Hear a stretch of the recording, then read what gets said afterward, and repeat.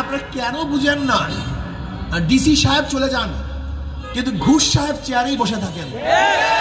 SP সাহেব transfer হন, দুর্নীতি সাহেব অফিসের মধ্যে ঘোরাফেরা করেন। ওসি পরিবর্তন হয়, কিন্তু দুর্নীতি পরিবর্তন হয় না। দুর্নীতিবাজের মাধ্যমে কোনোদিন দুর্নীতি বন্ধ হওয়া সম্ভব না। ধর্ষকের মাধ্যমে ধর্ষণ বন্ধ হয় না। চোরের মাধ্যমে চুরি বন্ধ হয় না। মুসলমান তো ইসলামের বাহিরে কোনো দল করতেই পারে না। একজন মুসলমান ইসলামের বাহিরে কোনো দল করার সম্ভাবনাই রাখে না। পাকিস্তান থেকে আলাদা হওয়ার জন্য কত মানুষ রক্ত দিয়েছে, জীবন দিয়েছে। আজকে 53 বছর বারবার আন্দোলন করে কত মানুষ জীবন দিয়েছে। 5ই আগস্টের বিপ্লবে কত মানুষ শহীদ হয়েছে, পঙ্গ হয়েছে। কত মা তার বুককে খালি করেছে, কত বোন বিধবা হয়েছে, কত বাচ্চা এতিম হয়েছে, কত মানুষ ধুকে ধুকে মরছে। এখন হসপিটালে তারা জীবনের সাথে লড়াই করছে। এত আন্দোলন, এত সংগ্রাম, এরপরে মানুষের ভাগ্যের পরিবর্তন কেন হয় না? তেঁতুল গাছ লাগিয়ে কি মিষ্টি ফলের আশা করা যায়? ধরে নেন, একজনের নাম এ, একজনের নাম বি, একজনের নাম সি। এও চোর, বিও চোর, সিও চোর। ক্ষমতা আছে এ, সে কি করবে? হটাও এ, আন্দোলন সংগ্রাম। বসাও বি, সে কি করবে?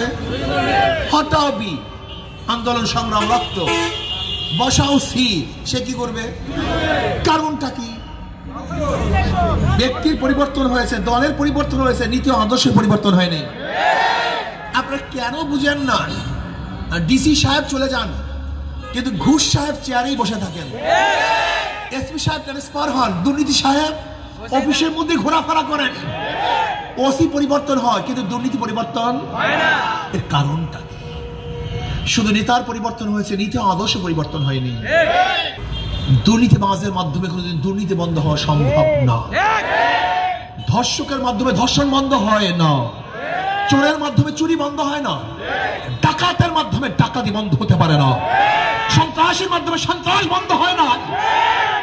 নীতি আদর্শবান ব্যক্তি যতদিন পর্যন্ত ক্ষমতায় না যাবে, বারবার আন্দোলন করবেন, সংগ্রাম করবেন, কিন্তু ভাগ্যের পরিবর্তন হবে না। এর জন্য শুধু নেতা নয়, নীতির পরিবর্তন চাই। মুসলমান তো ইসলামের বাহিরে কোনো দল করতেই পারে না। একজন মুসলমান ইসলামের বাহিরে কোনো দল করার সম্ভাবনাই রাখে না। তাহলে কিভাবে? ধরে নেন, আজকে যারা সংসদে গিয়েছে তারা মদের আইন পাশ করছে। কিসের আইন? আচ্ছা, মদ হালাল না হারাম? আমাদের দেশে বৈধ কি অবৈধ? আমাদের দেশে বৈধ। এই বৈধ কি করছে? সংসদ করছে। আচ্ছা, সংসদ যে মদের আইন পাশ করছে, সংসদের লোক কে পাঠিয়েছে? কথা বলেন না কেন? কারা ভোট দিয়েছেন? আচ্ছা বলেন তো, এখন সংসদে যারা মদের আইন পাশ করছে, আপনি যদি ভোট না দিতেন তাহলে সংসদে মদের আইন পাশ করতে পারতেন না। এখন যত মানুষ মদ পান করবে, গুনাহ কে নিবে? কথা বলেন তো। এই যে অনেক মুসল্লি কিয়ামতের ময়দানে দেখবে লক্ষ লক্ষ ব্যারেল মদের গুনাহ। আল্লাহ, আমি কোনোদিন মদ পান করি নাই, আমি মদ দেখেও নেই, স্পর্শও করিনি, এত মদের গুনাহ আসলো কোথা থেকে?